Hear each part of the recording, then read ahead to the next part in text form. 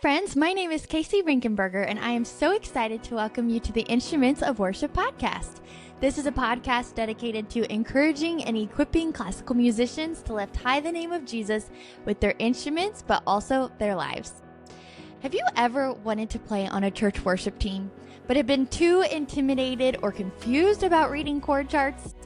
For classical musicians trained to read notated music, the idea of improvising can be very scary and very well hold us back from ever using our musical gifts to serve our local church and worship the Lord there. But I hope that after this podcast, you will feel a little more comfortable with the idea and not be so confused on how you, a classical musician on a classical instrument, can be a very valuable member of any worship team. So someone asked me just this last weekend, what has been bringing me joy and what has been just giving me life recently? And sometimes when people ask this question, it's sadly difficult to come up with an answer. But it's really a good question to ask and to reflect on yourself. Anyways, I'm thankful that when she asked me that question, I was able to quickly explain how playing in my church worship band has been just so life-giving and a great avenue of worship to me, especially after coming off of playing at Good Friday service, just so filled up by that. But that definitely has not always been the case. Like many classical musicians, I grew up feeling so safe with notes written on a page and therefore terrified of the idea of reading a chord chart instead. You might be asking, why? Well, first of all, because I had no idea how to read a chord chart, much less do it well. And I always want to do, especially something musical, to the best of my ability. I want to do it well. And the second reason is I was just so frustrated with the idea of having to become a beginner again on an instrument that I was advanced on, that I had dedicated my whole life to learning. So I was thinking, how does that make sense? I surely don't need to become a beginner again, have to start over at ground zero to be able to play in church. But that's kind of what it would have required. So I wasn't really into it that much. When my church youth group was hoping to start a student-led worship team, I even opted to learn a completely new instrument, which would have been the guitar, and sing, both of which I had never really done before. So rather than using the instrument I had spent my whole life playing, I went with learning the guitar and singing instead because I felt more comfortable with that than even playing my violin in a worship setting. So if you want to go learn guitar and sing in a worship band somewhere, by all means, go for it. Absolutely do. But I think it just shows the point that this is such a foreign territory to most classical musicians that I would have rather learned an entirely new instrument than figure this out, this whole church music thing on an instrument that I'm comfortable with the instrument. I just wasn't comfortable with the setting or the style necessarily because it involved improvising. And I can't imagine that I'm really alone in this. I had tried reading chord charts before on my violin, probably 2 or 3 times in my lifetime. And let's just say it never left me wanting to go back for more. And honestly, I was probably voluntold by my mom that I was going to play in church and we were just going to wing it together. So that was growing up what that was like for me. But if you've listened to my introduction podcast, you know that the Lord led me to First Woodbury Baptist Church in Waco during my time at Baylor. And there, the worship was just unlike anything I had been a part of before. It was glorious to me. I got to play in an orchestra alongside a full choir and a full worship band.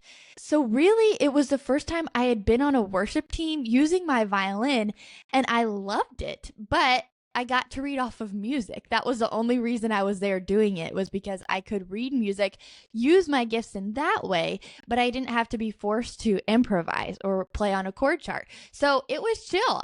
Nothing to stress over, super enjoyable and worshipful, but I'm thankful the Lord gave me that because it gave me a love for playing on a worship team and just desire to use my instrument, the skills that He's given me, as an offering back to Him in worship. So it wasn't until I got asked to play the violin in our church's second service, which was more a contemporary service, that I was really forced to start digging into this chord chart worship music thing on the violin. So the first service had the orchestra that I always got to play in, but then the second service was just a standard worship band. So there was no orchestra, no music. It would have just been me, my violin, and a chord chart. So essentially, I just got thrown right into the deep end, which unfortunately is how a lot of us have to start if we're going to venture into this new category of playing our instrument. And it definitely wasn't necessarily easy or comfortable. I probably didn't do an amazing job at first, but I've kept doing it and I've just learned a lot along the way. And so I thought I would share that with you today because I think it's kind of sad that there can be so many classical musicians who attend a church, but they never feel like they have the tools to really learn how to use those gifts to serve their church and to worship the Lord through the worship team. And so I think that if people had a few more tools in their tool belt, that they might just feel a little bit more comfortable to try. So if playing in your church worship team has been intimidating to you, hopefully you can just be encouraged through my story that it won't always be that way. And it may turn out to be something that is actually super life-giving to you. So just a few prefaces before I begin.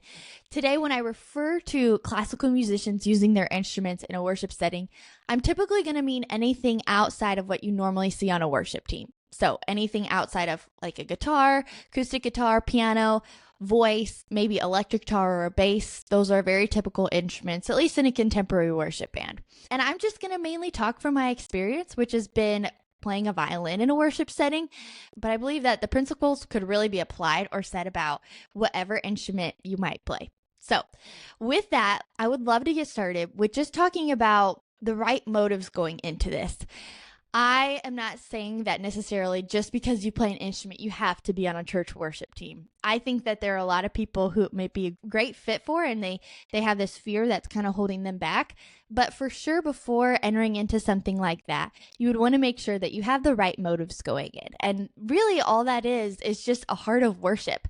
And I describe that just as really lifting the Lord high, lifting high the name of Jesus and praising him for who he is and what he has done.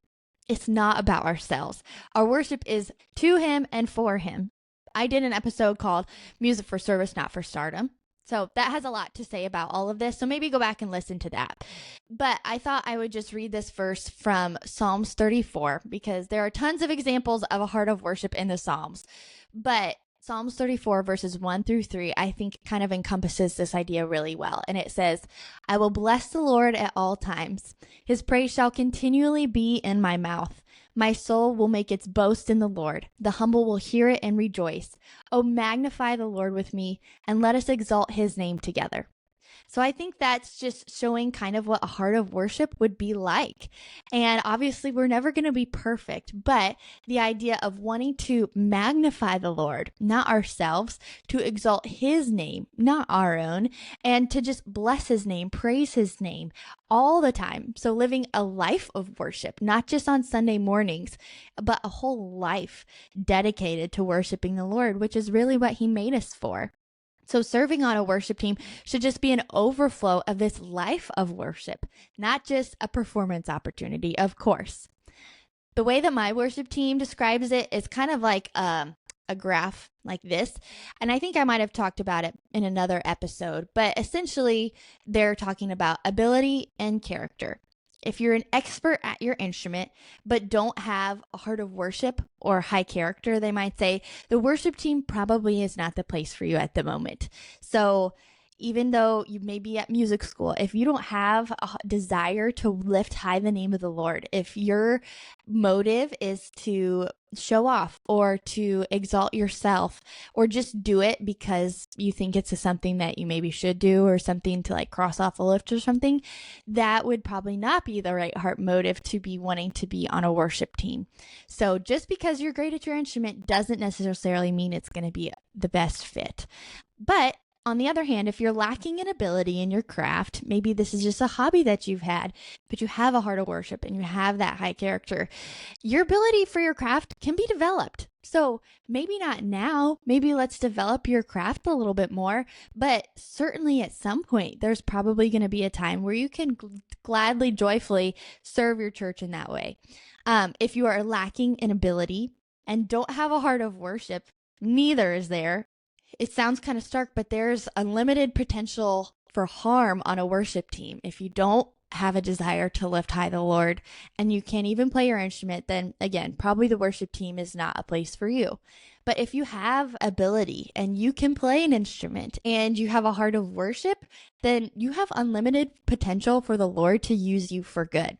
So if that's where you find yourself and you just come to church every Sunday and just consume, I would maybe encourage you to consider and pray about, is the worship team a place where the Lord might want you to serve and worship and honor him? I know it can be scary sometimes, but pray and ask the Lord. And I just think of the loaves and the 2 fish that little boy brought, and that we can bring just our humble offering to him, and he will do with it what he wants. He will give us the abilities. He will give us the strength. He will help us learn how to improvise if this is his desire for us.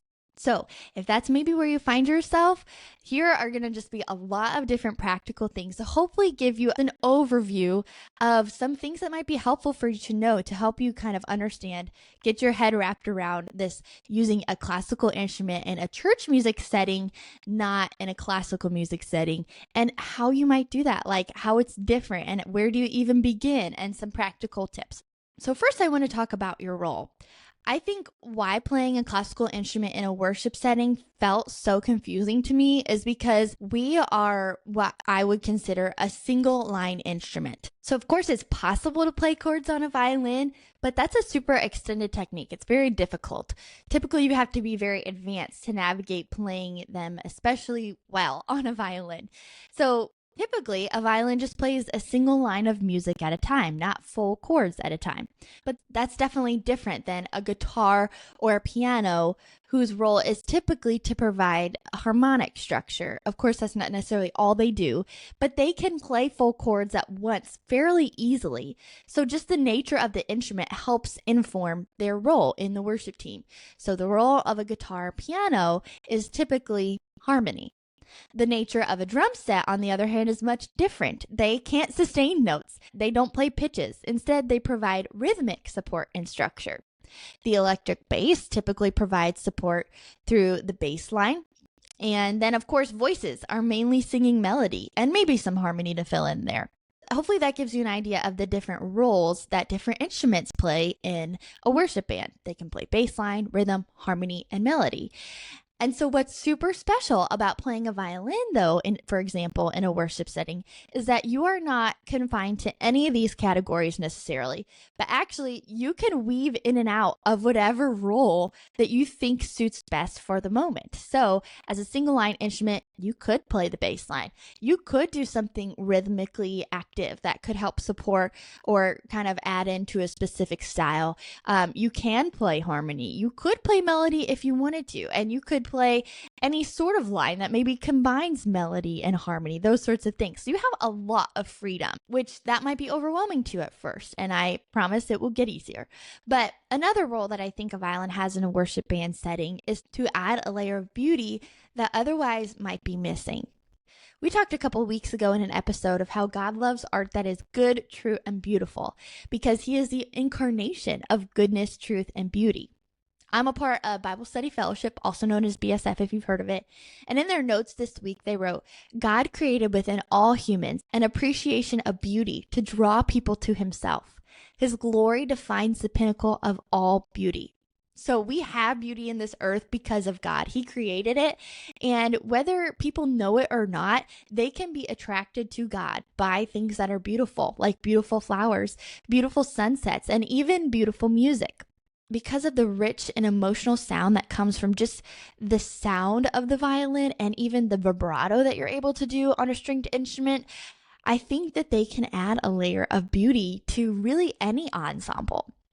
So when I play, I see my role as, yes, I can weave in and out of all those different things that I talked about earlier, but I also see it as adding as much beauty as I can through a beautiful sound, maybe emotive vibrato, or super desirable harmonies.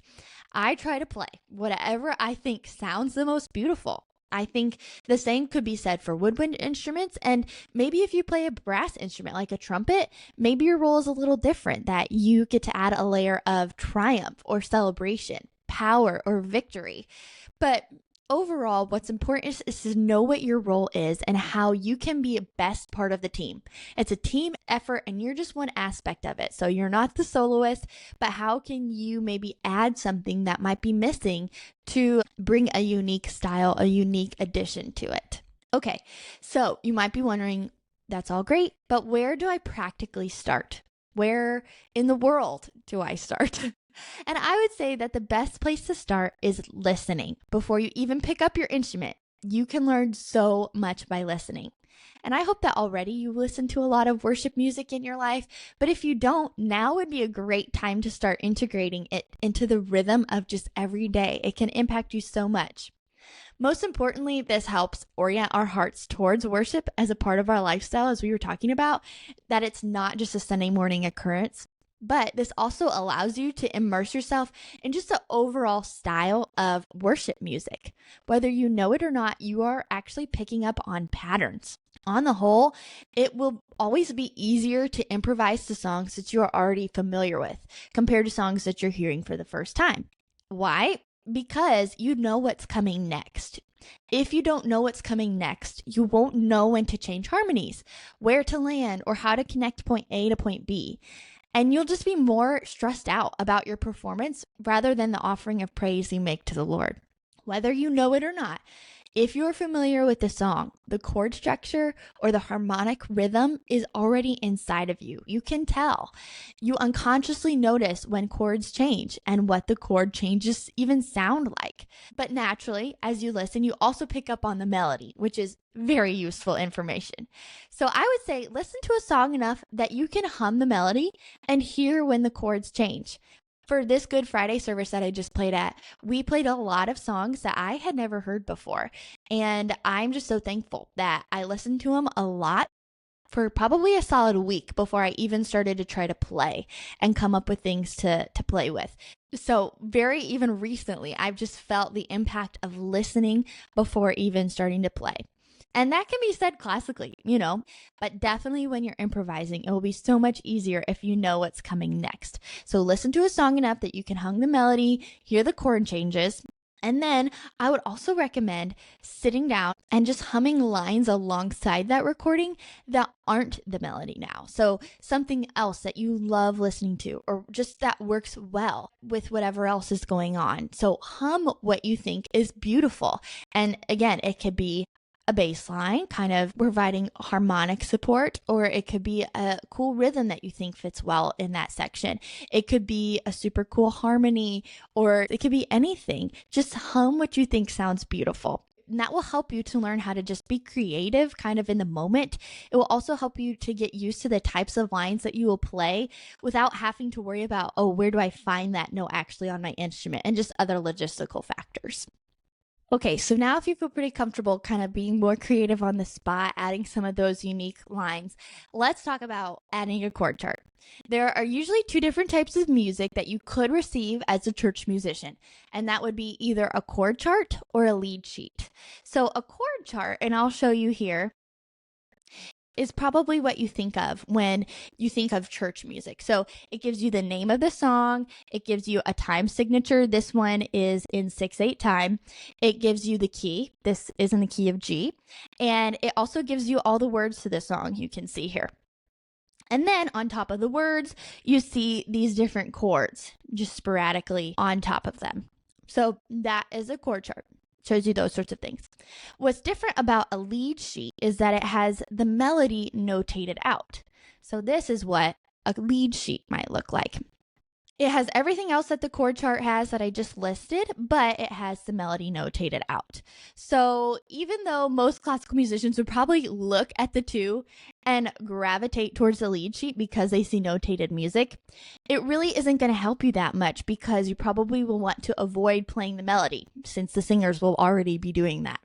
So if the worship pastor gives you a choice between the two, you might just try to find one you feel more comfortable with and then go with that. For me, it really just kind of depends on the song, but Also, you may not have a choice. You may just get a chord chart, or you might just get a lead sheet, or maybe something else. But these are what we're going to focus on for now. So moving forward, again, I would start by listening along with either your chord chart or lead sheet. You could always sing along if that's helpful for you. The main thing is that you know when the chord changes. What's different about a chord chart is there are no measures, as you can see here. It's just all written above the music. I guess one thing that is good about a lead sheet is you do have actual measures. So maybe you can see more when in a beat structure how and when the chord changes. So if that's helpful for you, then go with the lead sheet. But either way, you want to know when those chord changes. And if you're having a hard time picking up on that, or the time signature feels weird, just try conducting along with the song or setting a metronome and seeing if that helps really to know the harmonic rhythm of the song. When it comes to chords, though, this is when a little theory knowledge is going to come in handy. And if you don't feel super comfortable with chords right now, that's okay. You might just consider there would be tons of YouTube videos on it, or you could grab a basic theory workbook to help you feel more comfortable. You'll just want to know key signatures for various keys. So it might just be good to brush up on your scales if you haven't done those in a while. And I would just say that most worship music isn't in a super obscure key. So just start with the main ones, probably major, some minor, and G, D, A, C. Those ones, probably maybe B, which has a few more sharps, but I wouldn't say it would be in the key of C sharp likely. So that's good. You'll also want to have just at least a basic understanding of triads. A triad is a 3-note chord which has a root, third, and a fifth. And why you need to know that is just to know what options you have when you see that chord. So maybe it says G major chord. You would want to know what options you have of notes to play within that chord. So when you see that letter written on your chord chart, that tells you what the root of the chord is. So if you see a capital G on your chord chart, you know that the root of the chord is G. And you can definitely play the root of each one of those chords if you want to. That's definitely an option. And it's a great place to start. Just playing the root of the chord at the correct time, and you're already doing what you set out to do. You've already got it. But to make it a little more interesting, though, you do have options of other notes you can play that are still guaranteed to sound good because they're within that chord. And that would be the other 2 notes of the chord, which would be the third and the fifth. An easy way to think about this, if you're not super used to theory, would just be, okay, our chord is G, then skip a note, which would be A, and you get to B, and then skip a note and you're to D. So G, B, and D. And I think of it essentially as a mini arpeggio. So instead of focusing like what note is in that chord, I just kind of remember a lot of the time the shape of my fingers. So within a chord, you will likely have a perfect fifth. So 1, 2, 5. So on a violin, that would just be right across from one another. So you've got your G, third finger on the D string, and then right across from it would be your third finger on the A string, which would be the D note. So that's a perfect fifth just right across from each other. And then there's just another note in the middle, which is your third. So a lot of the times, if you just practice your arpeggios, it will just be 1, 3, 1, 3, 1, or 2, open, 2, open, 2, and so on. Then if you just remember your key signatures, you're golden. So practice your scales and your arpeggios, and you know the building blocks to your chords, because scales help you know what sharps or flats to play, and arpeggios essentially outline the chords you'll be playing anyways. So those are super helpful aspects of getting more used to these chords. What's cool though is that once you know the fundamentals of the chords, there is still a lot of freedom. A lot of people would say that you can't mess up when you improvise because who's to say it's wrong when there's no music written out? And it's like, actually, that's super fair. And it's mostly true. So don't be afraid of improvising. You do what you can. And then if you play a note that you just don't think sounds the absolute best, you can just casually and nonchalantly move to another note that sounds better, which will usually just be either a note above or a note below. And if that happens, you call it a suspension and you move on. But I want to explain some non-chord tones though, which can be a good place to start just to give you some options of some ways to make your line a little bit more interesting. So non-chord tones are notes that are not within the chord, but could still have a viable place in your part. So again, the main rule in all of this is to play what sounds good.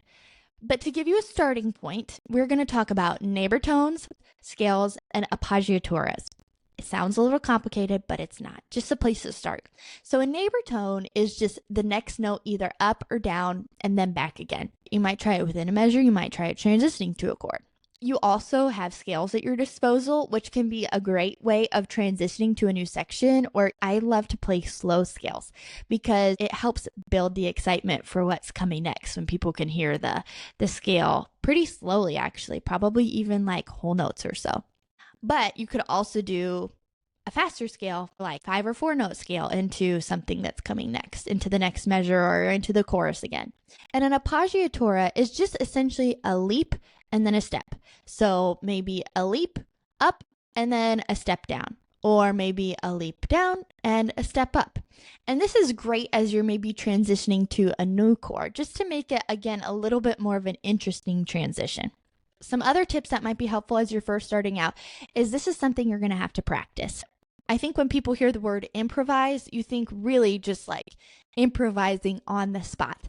And maybe there are people that can do that, but this is an area that you will want to show up prepared. You will have wanted to practice this music, even though it feels a little strange to a classical musician. Usually think of practicing as like drilling hard spots, but this is just something you're going to have to get used to and try day to day even. So the other part of that is that as you're practicing, you could come up with some ideas that you really liked and you might want to replicate again. So there are certain sections that you're like, that'll be easy. But if there are spots where you're like, for some reason that's still not sitting right, then maybe come up with a plan. And that will really help you not be fearful the day of. It can help you feel really prepared.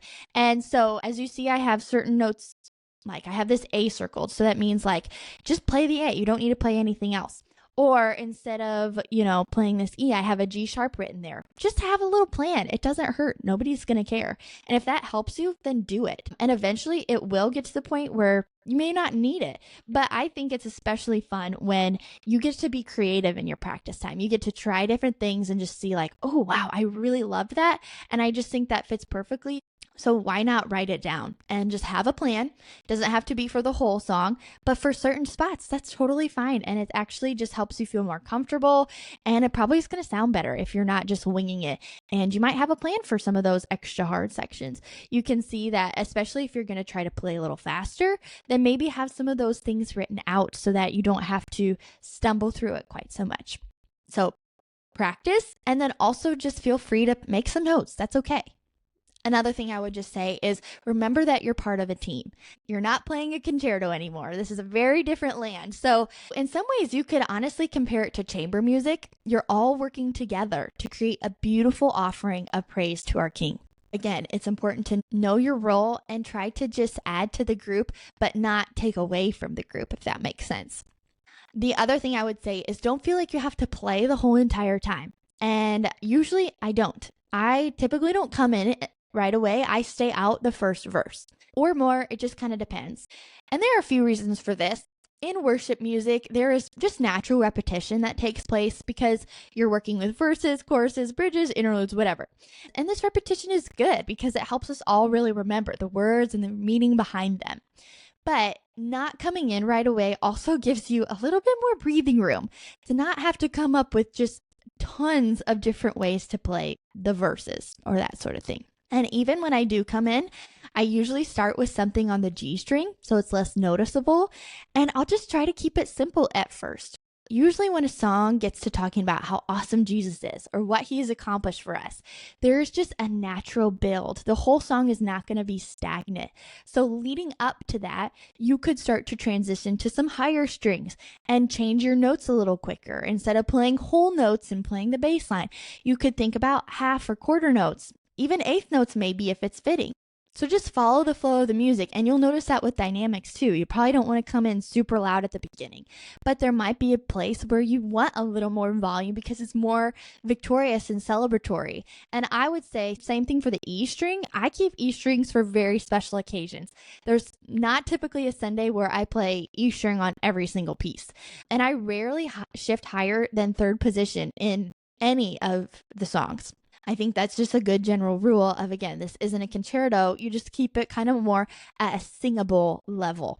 As I said earlier, just go with the flow of the music. And I think that something that relates to this is literally listen to the words and then just react to them. Give yourself that freedom.